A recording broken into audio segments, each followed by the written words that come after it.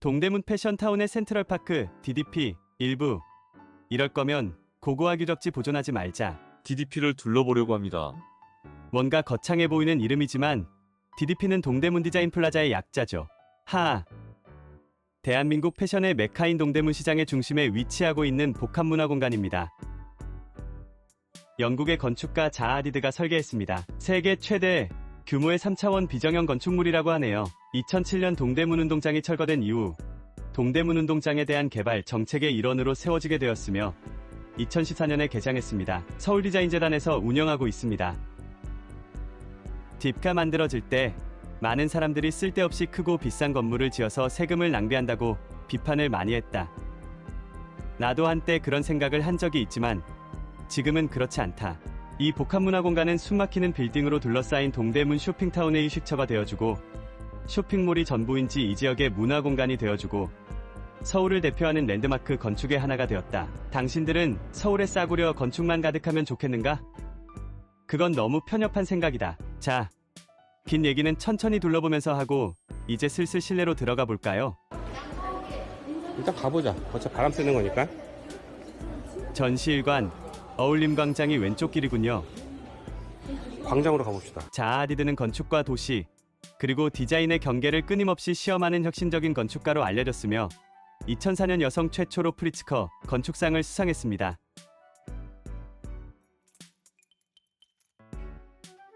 주요 작품으로는 독일의 페노 과학관, 비트라 소방서, 인스부르크의 베르그이젤 스키 점프대, 신시내티의 로젠탈 현대 미술관 등이 있습니다.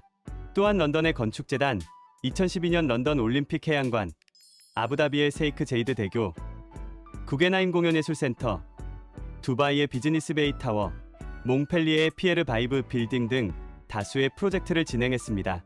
자아 하디드의 비정형 설계를 실제의 건축물로 구현하는 것은 기존의 이디도면 설계 방식으로는 시공 및 검토가 불가능했습니다.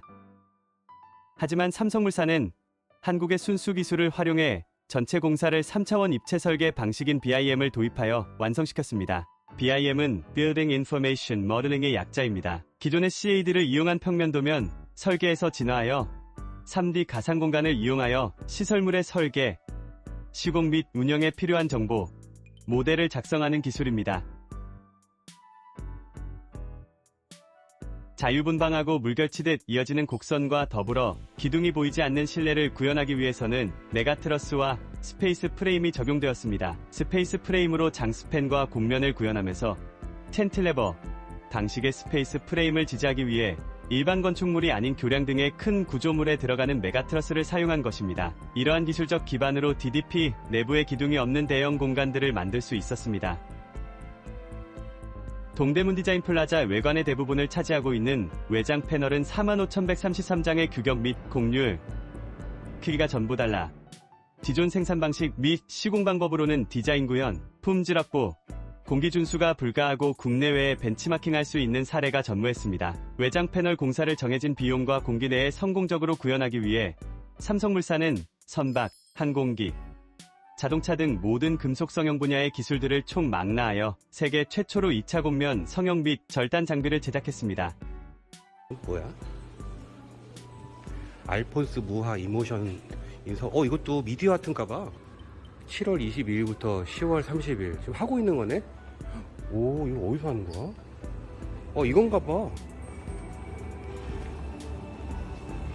이 전시는 다음에 보기로 하고 밖에 있는 어울림 광장으로 나왔습니다. 여기가 여기서 조사된 유적을 보존 처리해 놓은 거예요.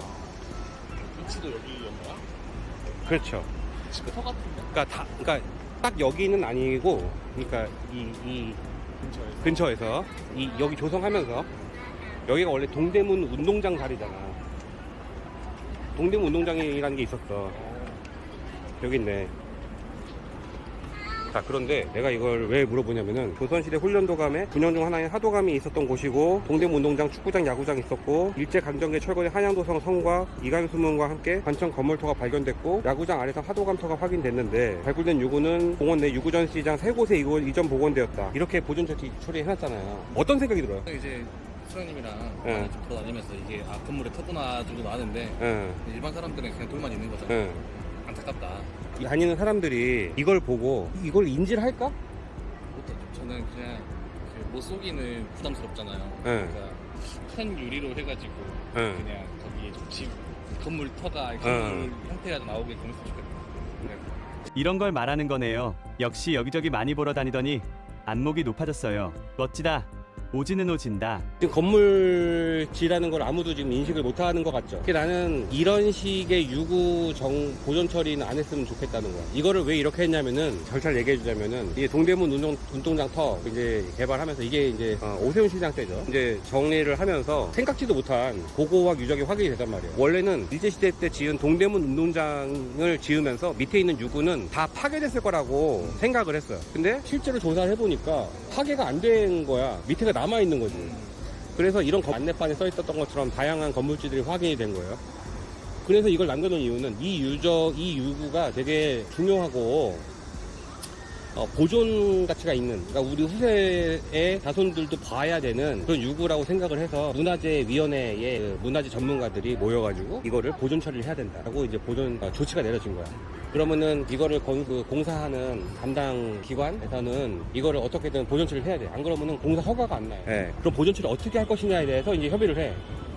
다양한 방식이 있어요. 빌딩 밑에 지하 공간을 만들어서 거기에 유구를 존치시키는 방법도 있고, 아니면 이전 복원, 이것도 역시 이전 복원이지만, 그러니까 바로 옆으로 이전한 거지만 아무튼 이전한 거잖아요.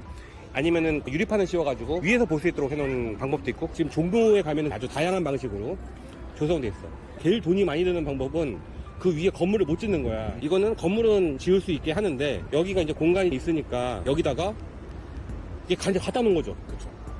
그게 갖다 놓은 건 좋은데, 진짜 뭐냐면은 아무도 이걸 유적지라고 생각을 안 해. 좀 관심도 없어. 그리고 유적지로 관리도 안 돼. 그냥 청소만 하는 것 같아요. 먼지나 좀 쓸고, 청소나 좀 하고. 자기 말대로 아무도 뭔지 몰라. 기왕 남겨놓을 거면 뭘 해놔야 된다.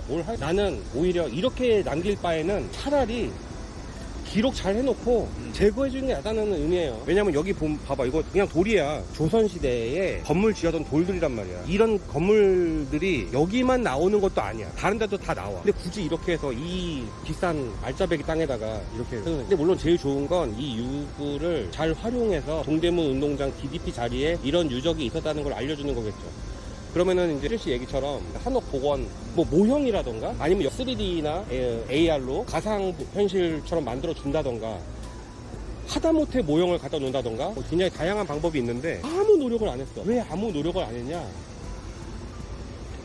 그런 거에 대해서 아무 관심이 없는 사람들이 이걸 만들었기 때문이야. 강제로 한 거 아니에요, 이거? 강제로 한 거죠. 하기 싫은 걸 억지로 한 것 같은 느낌이 너무 많이 드는 거야. 이렇게 해서 우리 문화유산이 사랑받겠냐는 거. 이게 나는 이런 사실이 너무나 안타깝다. 태준 씨는 문화 전공자가 아니니까 몰라도 돼요. 가운데 있는 이 돌은 뭐예요? 이 가운데야? 이거 기둥 돌 아니에요? 이거 안 해. 이게 기둥돌. 그러니까 초석이라고 하죠. 그 초석 밑에는 이 초석을 받치는 이제 기단이 있거든. 기초석이 있고, 그리고 이제 주변으로 이렇게 돌멩이가 쭉 돌아가. 돌멩이가 쭉 돌아가는 이게 다 이 건물지의 뜻인 거죠.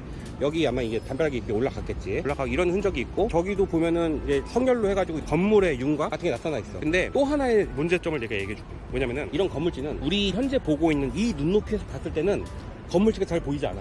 어떻게 봐야 보이냐? 그래서 항공사진처럼 보는 게 건물지가 제일 잘 보여. 이렇게 보이는 거는 아무리 고고학을 전공하고 고고축을 공부한 사람도 잘 안 보여. 보인다는 사람들 내가 생각할 땐 90% 이상 뻥이야. 그냥 안 보이는데 자기 전문가라고 하니까 보인다 이렇게 얘기하는 거야. 실제로는 저 위에서 보면 이렇게 보여. 이게 왜냐면 이렇게 평면이 보이니까. 나는 그거를 발굴을 하면서 되게 많이 깨달았거든.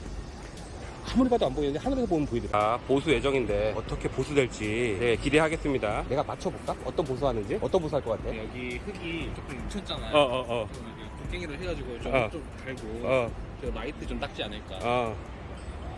역시 현장을 많이 와서 나 딱 그 정도라고 생각합니다. 이 갈라진 부분 있죠? 네. 갈라진 부분 좀 메꾸고 그렇게 할 거라고. 1부는 여기까지. 2부에서는 다시 실내로 들어가 보겠습니다.